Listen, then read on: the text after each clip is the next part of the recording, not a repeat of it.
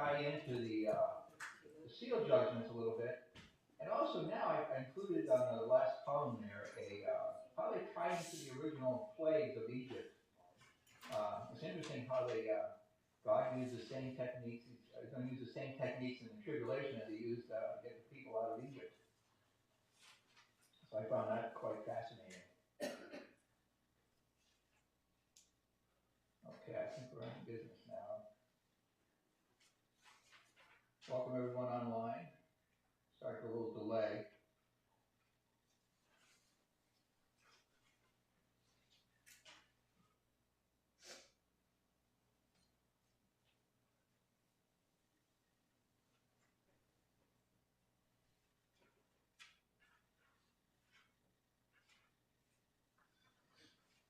All right, I'm really behind.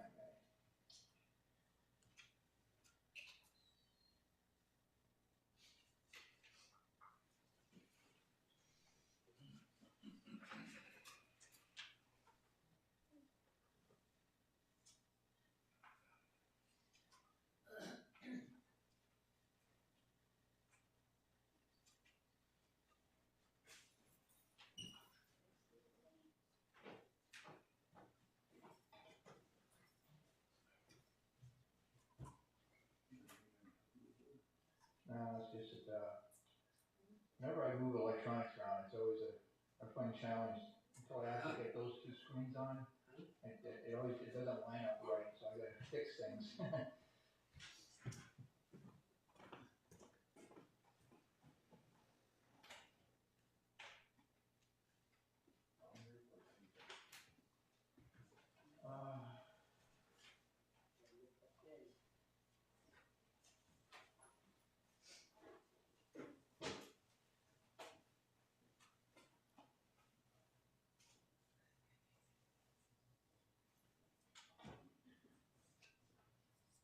Okay, what else can I miss?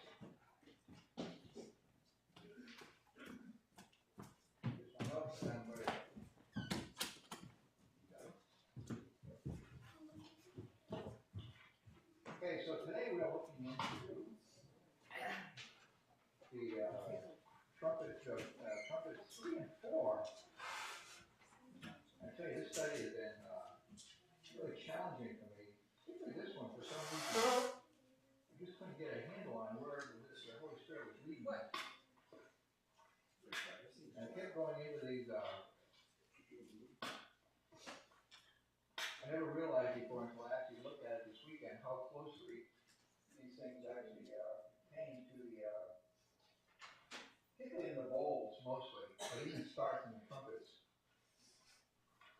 But also I ran into something that was fascinating that we'll be getting into more next week on exactly when I believe the Antichrist comes on the scene. I mean, when Satan comes on the scene, when he's finally thrown out of heaven. I'm thinking now it's more like Trumpet 5. But it's still not until I think during Trumpet 7 that he actually does the abomination of desolation. So as we continue our study today, we'll try to hit Trumpets 3 and 4. Probably one thing we have noticed is how closely these judgments reflect the judgments against Egypt. But a bit more detail as to the destruction. Delivery methods might be slightly different, but they are very similar.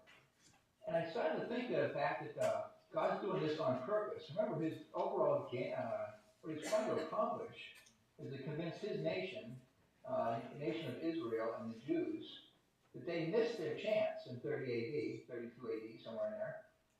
And so he's tying together with these different judgments, the judgments he first showed to the Jewish nation. I found that kind of fascinating, though. So that's why I made that little chart. I don't know if it's easy enough to read, but I kind of included how I think the different judgments tie into the ongoing seal judgments. But also references there for a quick reference. And I added a column, Exodus plagues, to kind of show where in Exodus these different judgments might also show up for just a reference.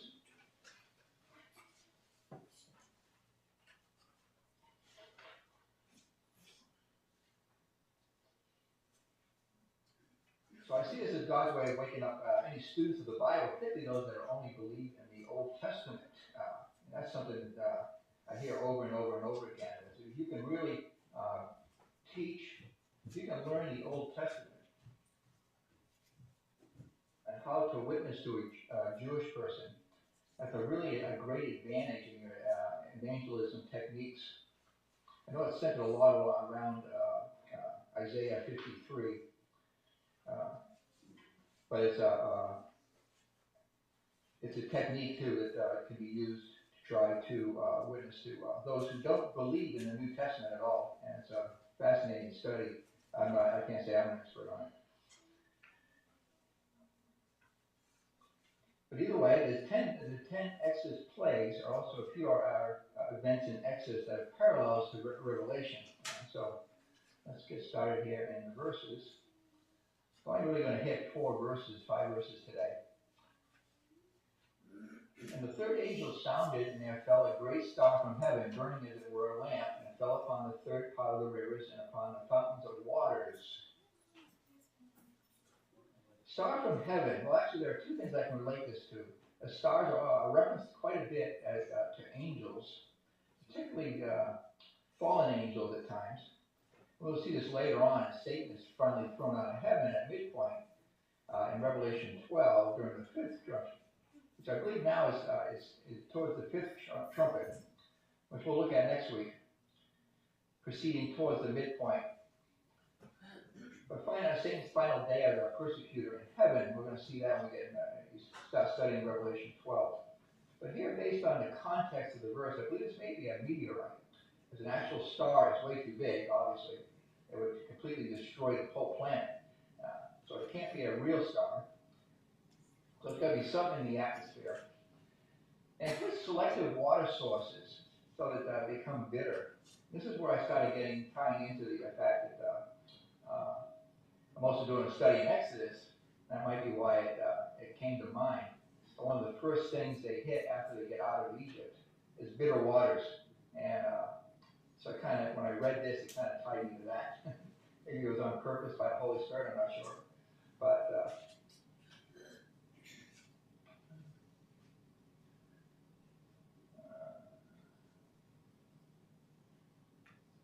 the name of the star is called Wormwood, and the third part of the waters became wormwood, and many men died of the waters because they were made bitter.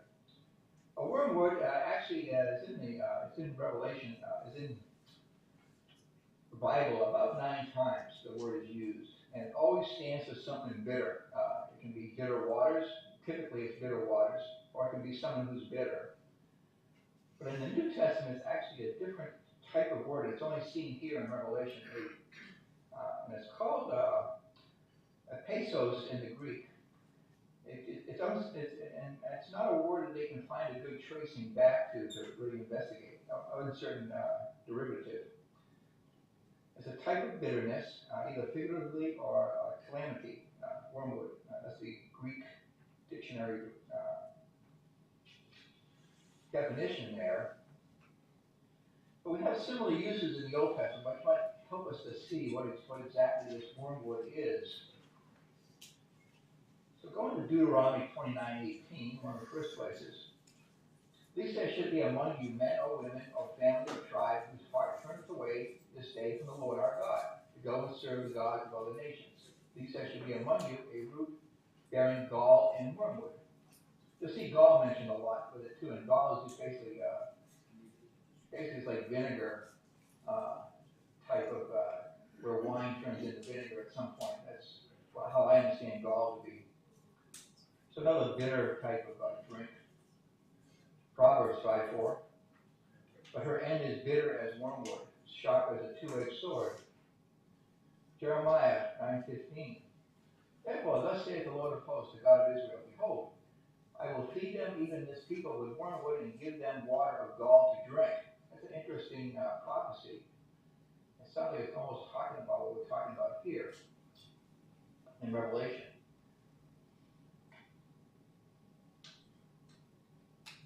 Jeremiah 23:15. Therefore, thus saith the Lord of hosts concerning the prophets, behold, I will feed them with wormwood, and make them drink the water of gall. For from the prophets of Jerusalem is profane has gone forth into all the land. And Lamentations 3:15 and 19. He hath filled me with bitterness, he hath made me drunken with wormwood. Remember my affliction and my misery, the wormwood and the gall. Amos 5:7. You will turn judgment to wormwood and leave off righteousness in the earth. So you get a general trend here that it's not a good thing, and it has something to do with bitterness. Shall horses run upon the rock, will one plow there with oxen? For ye have turned judgment into gall and the fruit of righteousness into hemlock. That's the exact same word, and hemlock is another type of poison. You might even kind of, I almost wanted to tie it into some kind of witchcraft, but that's what I've heard it used before, some kind of potions. But I didn't go down that road this time. But that's the one place in the Bible where they use that same word in the Hebrew to make it hemlock instead of wormwood. So I kind of see a tie in there. The word is lahena, helea, I can't pronounce it, but from an unused root supposed to mean to curse, and of course that ties into the old idea of a witch. Wormwood regarded as poisonous and therefore accursed. Hemlock, wormwood. So this is what I think is going on here is during this judgment. Is it, of course, they're going to poison the waters. That can have a whole range of different thoughts. So that's why I thought of a meteorite as it breaks up in the atmosphere, that it could actually hit. It says about 1/3 of the planet. So this could be a very large meteorite, but that it breaks up and somehow affects all the freshwater sources. I'll also find it interesting, the Jews leaving Egypt also came across a bitter lake. And that gives some additional information and also a possible cure. In this particular instance, maybe if somebody is reading their Bible during the tribulation and this bitter water comes up, that might be indicative of some kind of a cure. It's interesting what God says during this particular period. In Exodus 15:21 through 26.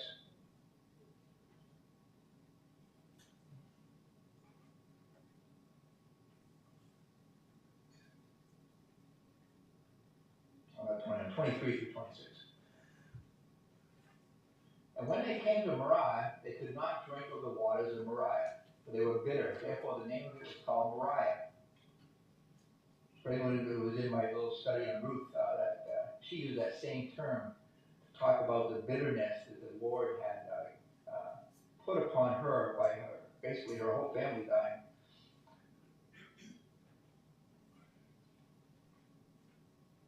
The people murmured against Moses, saying, "What shall we drink?" And he cried unto the Lord, and the Lord showed him a tree, which when he had cast it into the waters were made sweet. There he made for them a statute and an ordinance, and there he proved them. I'm jumping over the Numbers 33:8, and they departed from Philroth and passed through the midst of the sea into the wilderness, and went 3 days' journey in the wilderness of Edom and pitched in Moriah. Also talking about bitterness in Ruth 1:20, and she said to them, "Call me not Naomi, call me Mara," same word, "for the Almighty hath dealt with me very bitterly, with me. I went out full, and the Lord hath brought me home again empty. When they called me Naomi, seeing the Lord hath testified against me, the Almighty hath afflicted me." Kind of an interesting solution, though. We jump over to Exodus 15:26. And said, "If thou wilt diligently hearken to the voice of the Lord thy God, and wilt do that which is right in his sight, and will give ear to his commandments, and give all his statutes, I will put none of these diseases upon thee, which I have brought upon the Egyptians. For I am the Lord that healeth thee."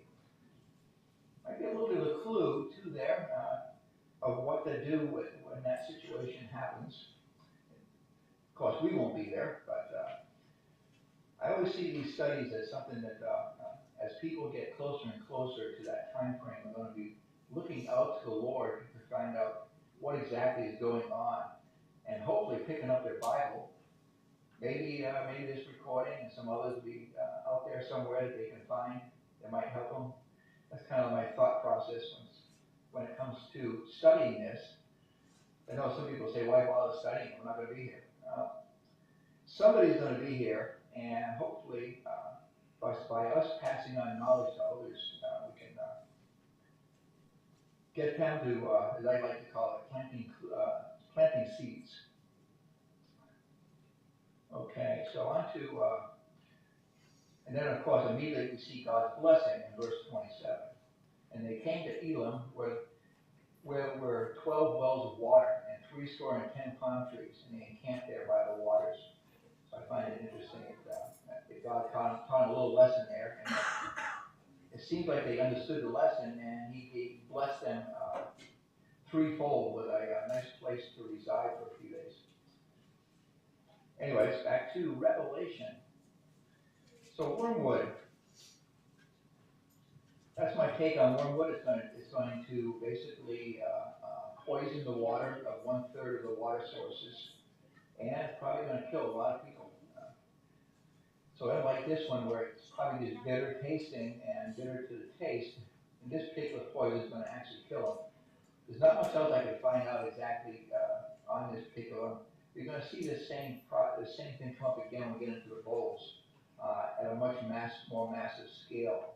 So again, this is like a progression, and where this is like a firing a shot over the bow type of a situation, where the next one's going to be even worse. Okay, going to verse 12. And the fourth angel sounded, and the third part of the sun was smitten, and the third part of the moon, and the third part of the stars, so the third part of them was darkened. And the day shone not for a third part of it, and the night likewise.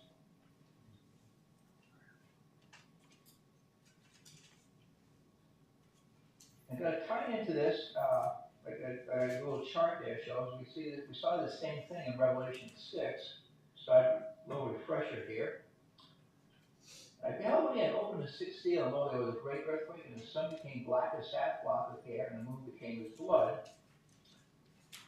And the stars of heaven fell upon the earth, even as the fig tree catches her untimely figs when she is shaken out by a mighty wind. This is kind of like how I see some of these plagues tying into the overall plan of God through the seals, and what's going to be like through the whole tribulation. Also in John 12:35, Jesus speaking here, and Jesus said unto them, "Yet a little while is the light with you, walk while you have the light, lest darkness come upon you. For he that walketh in darkness knoweth not whither he goeth." Isaiah also foretold of this period. We're in 13, verses 9 to 11. "Behold, the day of the Lord cometh, cruel both with wrath and fierce anger, to lay the land desolate. He shall destroy the sinners thereof out of it. For the stars of heaven and the constellations thereof shall not give their light. The sun shall be darkened in his going forth, and the moon shall not cause her light to shine. And I will punish the world for their evil and the wicked for their iniquity. I will cause the arrogancy of the proud to cease, and will lay low the haughtiness of the terrible." Also in Ezekiel 32:7 and 8. "And when I shall put thee out, I will cover the heaven and make the stars thereof dark. I will cover the sun with a cloud, and the moon shall not give her light." I like really picking on these Old Testament verses too. Again, tie it back to the fact that who God is trying to convince. Also in Joel. Joel's a great little book on all end time stuff. In chapter 2, verse 10 and 11.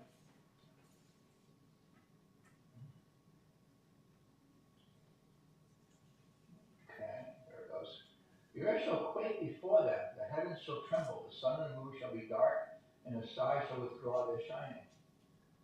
And the Lord shall utter his voice before his army, for his camp is very great, for he is strong that executeth his word. For the day of the Lord," of course that's always a term for end times, "is great and very terrible, and who can abide it?"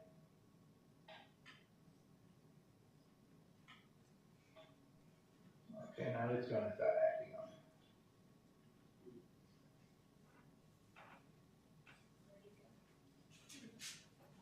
That's right, Dana. We can still hear you.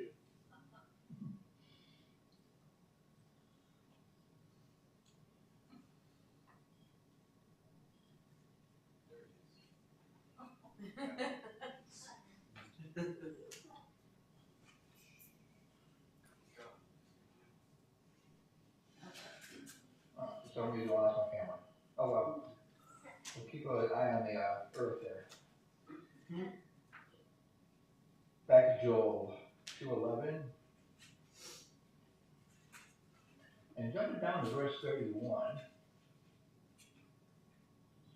and the sun shall be turned into darkness and the moon into blood before the great and terrible day of the Lord. Acts 2:20, 21.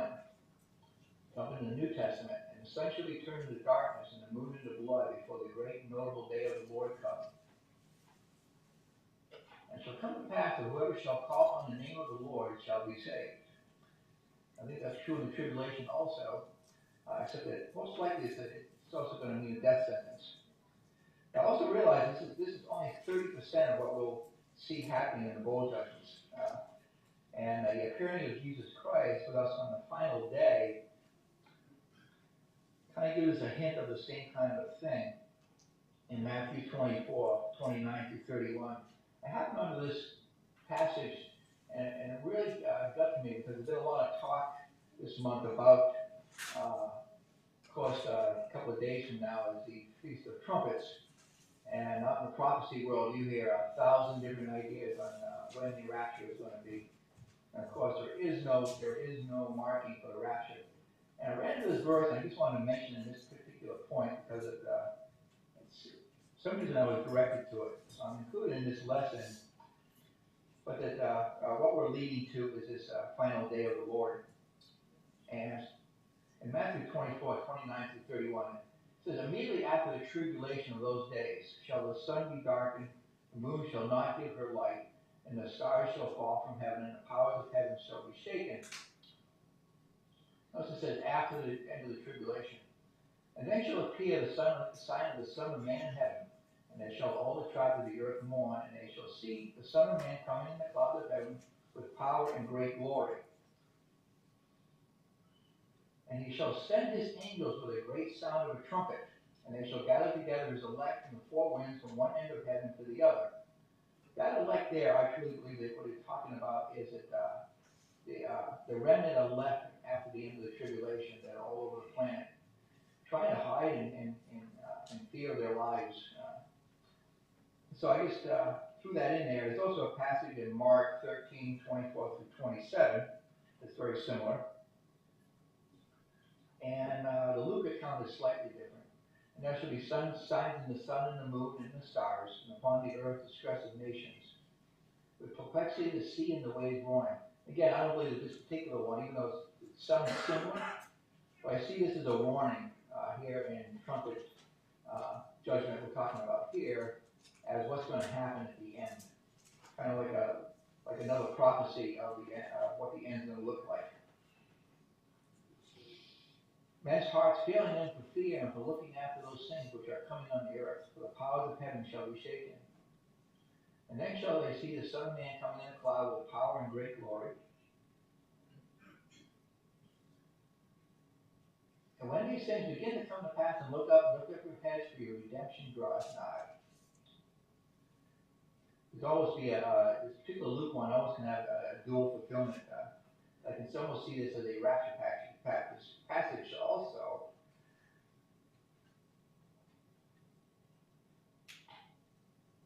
I'm still on the fence on whether or not the rapture is really talked about in the Olivet Discourse. I kind of go back and forth on it. Seems like every time I hear it, I go a different way. Right now, I think it's in there, but I've gone the other way before too. Anyways, back to the symbolism here. We also find this in Exodus. So this happened then too. It's in Exodus 10, 21 through 23. And the Lord said unto Moses, stretch out thy hand toward heaven, and there may be darkness over the land of Egypt, even darkness which may be felt. And Moses stretched forth his hand towards heaven, and there was a thick darkness in all the land of Egypt 3 days.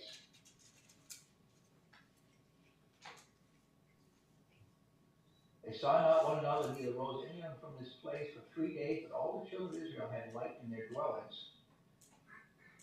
I sometimes wonder if that same thing is going to happen to the believers versus the unbelievers during the tribulation.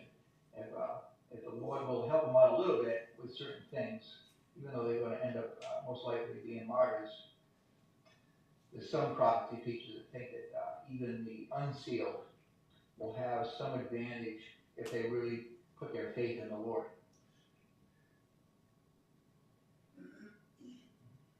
Let's see.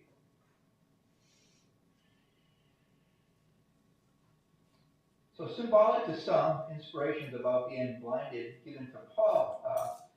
I saw a tie-in here, and it was actually a reference in my Bible that you saw this as a symbolism, and Paul kind of reflects on this in 2 Corinthians 4. But if our gospel be hid, it is hid to them that are lost, and whom the God of this world hath blinded the minds of them which believe not, lest the light of the glorious gospel of Christ, which is the image of God, should shine upon them. Also in 2 Thessalonians 2, 9 through 12, even him whose coming is after a working of Satan, with all power and signs and lying wonders, and with all deceivableness of unrighteousness in them that perish, because they receive not the love of the truth, that they might be saved. And for this cause God shall send them strong delusion, they should believe a lie. So kind of like being in the dark. That they all might be damned who believe not the truth, but had pleasure in unrighteousness. So this darkness, again, is kind of symbolic of where the hearts and minds are of those in the unbelieving world. And boy, I tell you, the more I see people that are curious about events that are going on right now as they come into some of the forums that I listen to, it's interesting to see their perspective as to what's going on. They are curious, and I think that's an outreach by a lot of different people out there online, that they are really people are curious what's going on. Why does it seem like things are changing? Great time for really understanding what they're seeing and how it ties into the Bible, I think. Okay, verse 13. Now this is kind of a warning verse. And when I read this and started studying it, I started believing that this woe that they're talking about here it ties into when Satan finally realizes his days are numbered.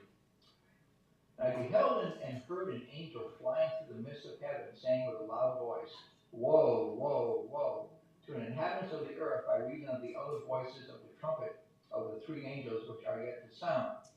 So the last three trumpets of this series are going to be tied to woe, woe, woe. You haven't seen anything yet I can see we are entering the midpoint where they are going to be dealing with not just the Antichrist, but Satan himself has been tied in heaven. We see this in Revelation 12. We've studied it in depth when we get to the pause. I'm just going to read these few verses, kind of give you a hint of what I believe is we're coming into starting next week. And based on this prophecy of this verse, Revelation 12, 7 through 13. And there was war in heaven. Michael and his angels fought against the dragon, and the dragon fought against his angels. This is happening during the tribulation. Prevailed not, neither was their place found any more in heaven. And the great dragon was cast out, the old serpent called the devil and Satan, which deceiveth the whole world. He was cast out into the earth, and his angels were cast out with him. Now some might say, well, I thought he was cast out way back in Genesis 1, or sometime in that period of time. But the thing is, he was cast out. Basically, he lost his prestige in heaven. Some believe he was kind of like knocked down to a lower threshold of heaven, but that he still had full access to God the Father to basically complain about us all the time. And that's what Jesus is our defense attorney and always standing up for us under the charges. But that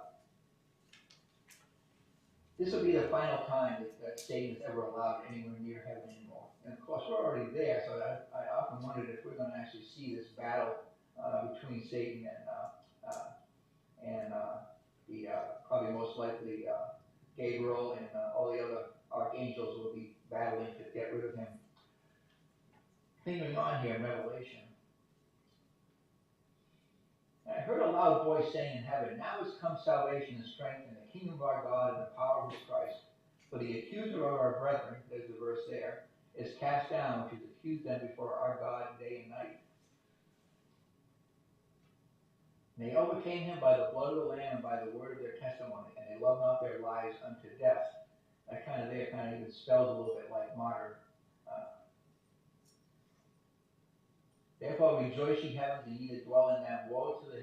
This is the part of the verse here that kind of caught my attention. Woe to the inhabitants of the earth and of the sea, for the devil is come down unto you having great wrath, because he knoweth that he hath but a short time. And when the dragon saw that he was cast unto the earth, he persecuted the woman which brought forth the man-child. We'll get into that more when we get into that Revelation 12. But the woman there is symbolic of Israel. And the man-child is a reflection back to the fact that out of the 12 tribes of Israel came the man-child, which is Jesus Christ. So we'll point to that when we get to that. During the pause after next week, when we get through Trumpet 6, and we'll start talking a lot about the midpoint and what happens there. And a lot happens. We'll probably spend 2 weeks at least on the midpoint. Because that's when the whole, basically chapters 11 through 14 come into play. So that's when we'll be studying a lot of that stuff. Along with the two witnesses will have their day where they are killed finally and they're taken up into heaven. And of course, 144,000 will be still doing their work evangelizing. And that's be the abomination of desolation and the whole thing where those who've been paying attention and who understand what's going on escape into Petra and are protected for the last 3.5 years. So that's the overall plan. And I guess that a little earlier than I thought it would. Any questions? Or I'm not. I guess I am. Yep.